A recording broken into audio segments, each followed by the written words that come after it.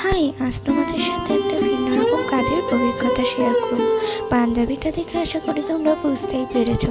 এটি আমায় কাস্টমার দিয়েছিল কিছু একটু কলকা ডিজাইন করে দিতে। আর আজকাল তো এইরকম প্লেন পাঞ্জাবির উপরে কলকা, আলপনা ডিজাইন, নানান রকমের ডিজাইন করে পরাটা একদম ফ্যাশন আর ট্রেন্ডিংও। তাই আমিও ভাবলাম ফার্স্ট টাইম যখন ট্রাই করছি তোমাদের সাথেও একটা ভিডিও শেয়ার করি। যে আমায় এটা বানাতে দিয়েছিল তার কোনো ডিমান্ড ছিল না যে এরকম ওরকম করে দিতে হবে।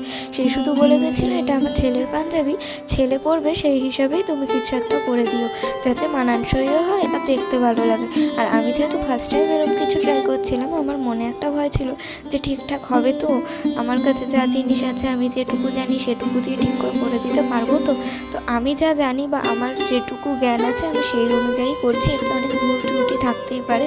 আমার থেকে অনেক বড় বড় আর্টিস্ট আছে যারা এই ধরনের কাজ করে থাকে, তাদের কাজ অনেক সুন্দর হয়, কিন্তু উনি আমায় ভরসা করে দিয়েছে, এটাই অনেক বড় বিষয়। সবার আগে আমি স্কেল আর নর্মাল পেন্সিল দিয়েই মেজারমেন্ট করে নিয়েছি, কারণ এই যে সোজা দাগগুলো আমি যদি ডাইরেক্ট রং দিয়ে দিতে যেতাম, হতেই পারে যে এদিক থেকে ওদিকে একটু বেঁকাতেরা হয়ে যেত। তাই আমি নর্মাল পেন্সিল আর নর্মাল যে স্কেল, সেই স্কেল দিয়ে দাগগুলো শুধু টেনে নিয়েছি। ডিজাইনগুলো কিছু কিছু জায়গায় পেন্সিল দিয়ে করে নিয়েছি, আবার কিছু কিছু জায়গায় পুরো ডাইরেক্ট রং দিয়ে করেছি। আর প্রত্যেকবার রং করার সাথে সাথেই আমি হেয়ার ড্রায়ার দিয়ে হালকা শুকিয়ে নিচ্ছিলাম, না হলে হয়তো আমার হাত লেগে সেই ছাপ জামার অন্য জায়গাতেও লেগে যেতে পারতো, আর তখন জামাটা নষ্ট হয়ে যেত। কী হতো, তাই আমার মাথায় এসেছিল হেয়ার ড্রায়ারের বুদ্ধিটা। যেহেতু পাঞ্জাবিটা একদমই নীল, তাই ভাবলাম এতে সাদা রঙটাই ভালো ফুটবে, তাই সাদা দিয়েই কিছু ডিজাইন করা যাক। আর আমাদের বাঙালিদের তো ঐতিহ্য কলকা, তারপরে আলপনা, তো সেরকম ধরনের কাজ করতে পেরে আমার নিজেরও খুব ভালো লাগছিলো। আর এখানে আমার খুব বেশি কিছু প্রয়োজন হয়নি, নর্মাল পেন্সিল স্কেল আর একটা অ্যাক্রেলিক কালার, যেটাকে অনেকে ফেব্রিক কালারও বলে, হোয়াইট কালারের, আর লেগেছে 000 ব্রাশ আর একটা নর্মাল 0 ব্রাশ, যেটা একটাই 0 লেখা থাকে। তো এই দুটো দিয়ে আমি কাজটা করেছি। আমার জানা ছিল না লোকেরা কী দিয়ে করে বা কেমন করে করে। আমি নিজে যেটুকু জানি সেটুকু দিয়ে যতটা পেরেছি সুন্দর করে করার চেষ্টা করেছি। কেমন হয়েছে বা কেমন হচ্ছে সেটা তো তোমাদের উপর, তোমরা বলবে। যে আমায় এটা বানাতে দিয়েছিল তার এটা খুবই পছন্দ হয়েছে। সে আমায় বলেছে যে এটা পুরো দেখে মনে হচ্ছে মেশিন দিয়ে প্রিন্ট করা, আর এতটাই সুন্দর হয়েছে কি বলবো, মনে হচ্ছে বাজার থেকে কিনে এনেছি। তো এটা শুনে আমার খুব ভালো লেগেছিলো।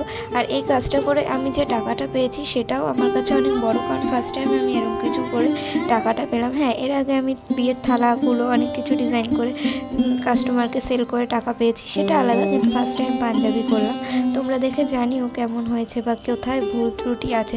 যারা এই সম্পর্কে অনেক জ্ঞান আছে তারা অবশ্যই আমার ভিডিও দেখলে কমেন্টে জানিও কোথায় ভুল ত্রুটি আছে। আর আমায় আরও ইমপ্রুভ তো করতেই হবে, যেহেতু এটা আমার ফার্স্ট টাইম কাজ, বুঝতেই পারছো।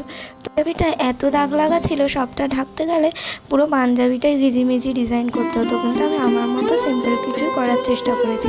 আর বললামই, কাস্টমার এবং আমার বাড়ির সবার খুব পছন্দ হয়েছে। যারা মনে করো এই কাজগুলো আমাকে দিয়ে করাবে বা নিজেরাও করবে, হাতে একটু সময় নিয়ে অর্ডার দেবে বা সময় নিয়ে কাজটা করবে, কারণ রঙটা করতেও সময় লাগে, শুকাতে সময় লাগে, তারপর আয়রন করে তবে করতে হয়। আর তাহলেই রঙটা বেশি দিন টেকে। তুমি সাথে সাথে রং করে যদি পরে রোদে বেরাতে চাও তাহলে তো নিশ্চয়ই হবে না। জামায় রং করার পর আমি প্রেফার করি একদিন গোটা রোদটা দিতে পারো।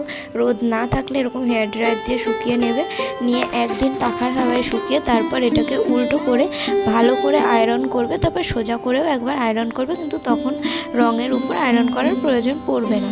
তো যাই হোক, আয়রন করে নিলেই রং ভালো মতো সেট হয়ে যাবে, তারপর তুমি পরতেও পারো আর ভালোভাবে সার্ফ দিয়ে ধুতেও পারো, কোনো সমস্যা নেই। এটা 5-10 বছর তুমি যেরকম নর্মাল জামা কাপড় ইউজ করো সেভাবেই ইউজ করতে পারবে, রং উঠবে না। আর যদি তুমি এখন মনে করো রং উঠবে কি না দেখার জন্য ইট বালি সিমেন্ট জামা দিয়ে ঘষো, তাহলে আমার কিছু করার নেই, কারণ যে কোনো জামারই রং পরতে পরতে ফেড হয়। তো আমার কাজ তোমাদের কেমন লাগলো অবশ্যই কমেন্ট করে জানিও, আর কোথায় ভুল ত্রুটি আছে সেটাও জানিও। এই ধরনের কাজ আমাকে দিয়ে যারা করিয়ে নিতে চাও তারা অন্তত হাতে 1 সপ্তাহ 10 দিন সময় রেখে আমায় অর্ডারটা দেবে। এখন তো এই ধরনের কাস্টমাইজ পাঞ্জাবি, জামা কাপড়, বাচ্চাদের অন্নপ্রাশনের ফ্রক সব কিছুই খুব ফেমাস চলছে, ট্রেন্ডিং। তোমরা সবাই ট্রাই করে দেখতেই পারো, এগুলো দেখতেও খুব সুন্দর লাগে। আর আমাদের বাঙালির ঐতিহ্য বহন করে এই ধরনের জামা কাপড়। আর এগুলো তোমরা কাউকে গিফট করলে তারা কিন্তু সত্যিই খুব খুশি হবে, কারণ এগুলো যেহেতু হ্যান্ড প্রিন্ট আর দেখতেও অনেক সুন্দর লাগে। আমার তো সত্যি কাজটা করে খুব আনন্দ হয়েছে। ফার্স্ট টাইম ট্রাই করেছি, তোমরা দেখে জানিও কেমন হয়েছে, কোথায় ভুল ত্রুটি আছে আর কী কী ইমপ্রুভ করতে হবে। সবাই ভালো থেকো, আজকের মতো বিদায় নিচ্ছি, টাটা।